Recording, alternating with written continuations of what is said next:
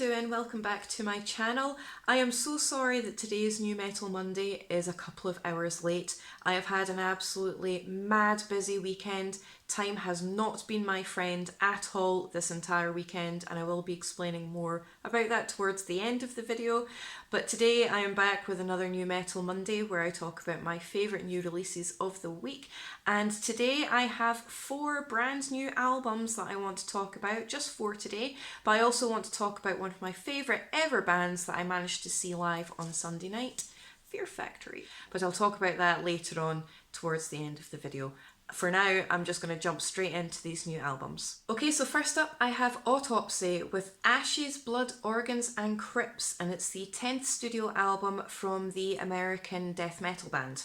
So the band originally formed in 1987, and they have been a constant source of inspiration for various different extreme metal and death metal bands that came after them, and they continue to be an inspiration to this day. This record is nasty stuff. It's brutal, chuggy, riffy goodness wrapped in a lovely coating of horror-fueled filth, and I loved this record. The drums are absolutely insane, the vocals are ferociously guttural and demonic, and it just has this really dense atmosphere of sinister foreboding. So if you are a fan of the likes of Incantation, Immolation, Malevolent Creation, these kind of bands, you're definitely going to want to get onto this one. Rabid Funeral, No Mortal Left Alive, the title track, Bones to the Wolves, I loved these tracks off this record. But if you like your nasty death metal full of chuggy goodness, get on this one, this was great. Okay, so next up I have Wayfarer with American Gothic, and it's the 5th studio album from the atmospheric black western metal band from Colorado. I know, it sounds weird, and I'm not a country person, I'm not really a country fan, but I absolutely adored this. And the country element in this is very subtle and it's very haunting, so if you're not a fan of country, don't be put off by that. You have to check this record out. I'm not a fan of country either, but this was amazing. This record was just absolutely stunning, and it's full of really powerful riffage, really dark, dense melodies. And it's an absolutely fantastic balance between all things extreme metal with a little bit of Americana and Western element in there as well. Yeah, it sounds weird, but like I said, don't be put off by that. It is really dark, it's really brooding, and it's a really good mix between your really long, sprawling journeys and your shorter riff-fueled tracks. This is both incredibly raw, but really well polished at the same time. It's really dark, it's really grim, and it's absolutely stunning. Plus it's really catchy at points as well. Very, very catchy. I can't really compare them to any other artists, to be honest, because I haven't really heard anything in this kind of genre before, but definitely check it out if anything else for your own curiosity. I absolutely adored this album from beginning to end. Highly recommend this one, especially if you like your really cool, melodically dark black metal melodies. Definitely get on this one, I loved it. Okay, so next up I have Doro with Conqueress, Forever Strong and Proud, and it's the 14th studio album from the German heavy metal project. Now Doro is a name that's instantly recognisable across every spectrum of the heavy metal world, and quite rightly so.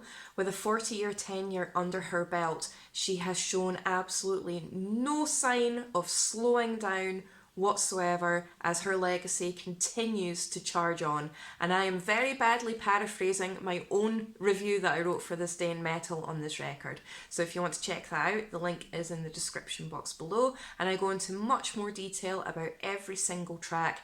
And this was a monstrous record, 20 tracks altogether, and I broke each and every one of them down in my review. So check it out, it would really help me out, it would really help out the This Day in Metal team, and we always really appreciate your support. But like I said, this is an absolute monstrous 20 track record. Absolutely massive anthems in this, which Doro is known for.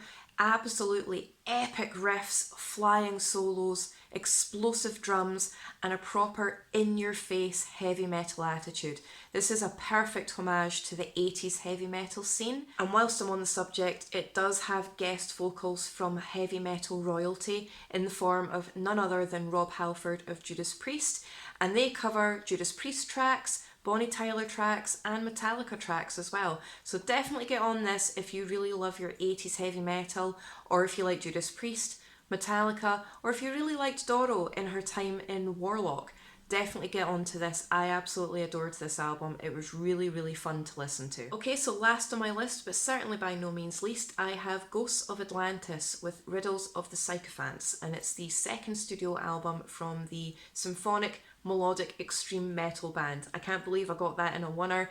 I'm very proud of myself right now, that was quite a mouthful. Okay, so this band take quite a lot of inspiration and elements from fantasy works, mythology, and they team that together with orchestral elements. It's very grandiose, theatrical, heavily atmospheric, but incredibly heavy as well. It's really dark, it's really luxurious, but it's full of really catchy hooks, epic riffage, a great balance between deep demonic gutturals and beautiful soaring cleans. But the really cool thing about this band is they take various elements from across the extreme metal spectrum. So they take all the best parts of various kinds of extreme metal and roll it into one and combine that with all the orchestral theatrical elements. And I absolutely loved this. We all know that I love my atmospheric metal, and this was absolutely no exception whatsoever. I really, really enjoyed this. So if you are a fan of the likes of Duskmorn, Fallen Sun, Atavistia,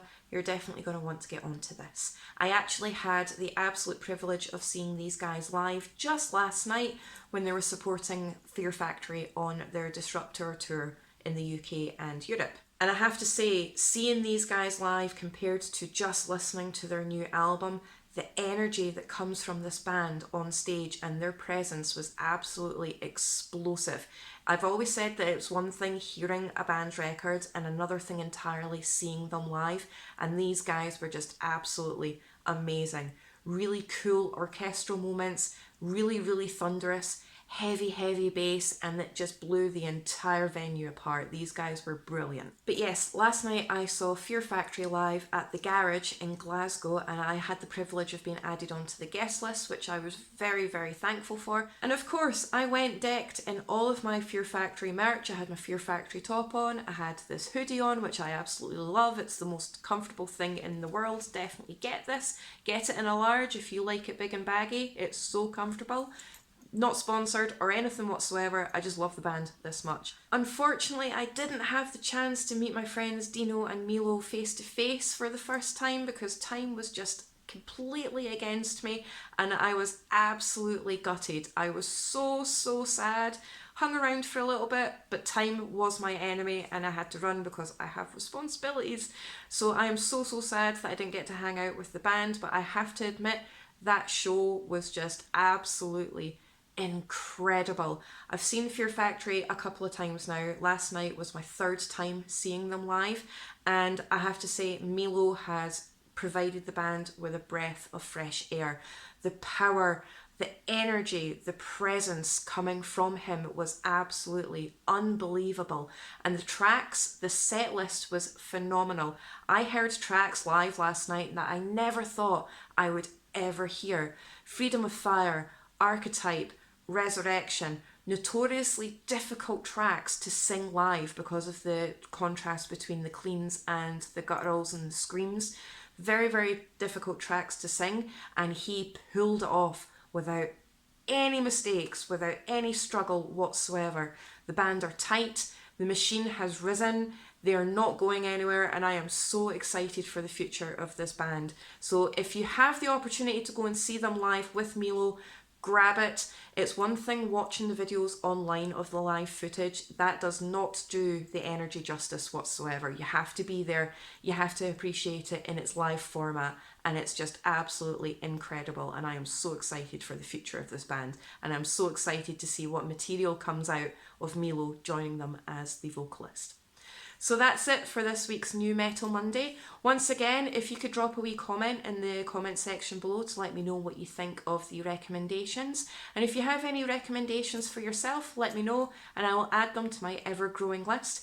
Also, have you seen Milo live with Fear Factory recently? What did you think? What do you think of the future of Fear Factory? Are you as excited about it as I am about it? If you could like, share and subscribe, I really do appreciate your support. Thank you so much. And again, I'm really sorry that this video was so late. And I will see you very soon in my next video, which will be on time, I promise.